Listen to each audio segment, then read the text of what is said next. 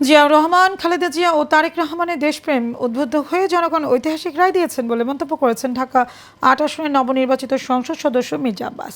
রাজধানীর শাহজাহানপুরে জুমার নামাজের পর তিনি এই কথা বলেন। তিনি আরও বলেন, জনগণ এই রায়ের প্রতিফলন পাবে। ওয়ালিদ সিদ্দিকীর রিপোর্ট।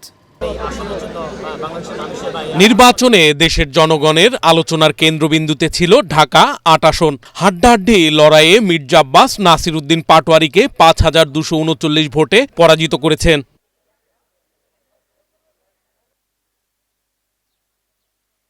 জুম্মার নামাজের পর সাংবাদিকদের প্রশ্নের জবাবে মির্জা আব্বাস বলেন, জিয়াউর রহমান, খালেদা জিয়া ও তারেক রহমানের দেশপ্রেমে উদ্বুদ্ধ হয়ে জনগণ এই ঐতিহাসিক রায় দিয়েছেন।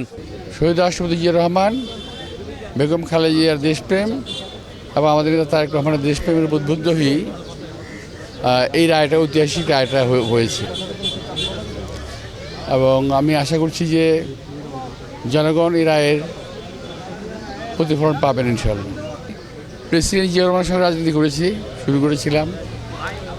তারপর দেশনেত্রী খালেদা জিয়ার হাতে লালিত হয়েছি রাজনীতিতে। তার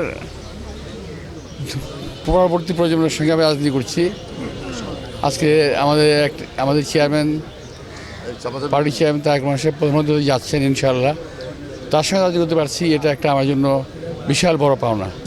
ব্যালট পেপারের ভুল পাশে সিল মারায় বিএনপির ২,৪৯৭ ভোট বাতিল হয়। ব্যালটগুলো অন্যায়ভাবে বাতিল করা হয়েছে বলেও মন্তব্য করেন তিনি। না, যে ব্যালটগুলো বাতিল করা হয়েছে এটা আসলে ঠিক হয় নাই। এটা একেবারেই অন্যায়ভাবে বাতিল করা হয়েছে। কিন্তু তার চেয়ে অনেক বড় বিষয় হলো যে এরা ভোট পূর্ববর্তী ওদের যে একটা প্রস্তুতি ছিল, আমি এটা বারবার বলতাম যে একটা ইঞ্জিনিয়ারিং করবে ওরা, সেই ইঞ্জিনিয়ারিং করে ফেলেছে। পূর্ব পরিকল্পনা অনুযায়ী ভোট কারচুপি করেছে প্রতিপক্ষ বলে অভিযোগ করেন ধানের শীষ প্রতীকের এই বিজয়ী প্রার্থী। ইঞ্জিনিয়ারিং করেছে, এটা খুবই dangerous. Walid Siddiqui, Asian television, Dhaka.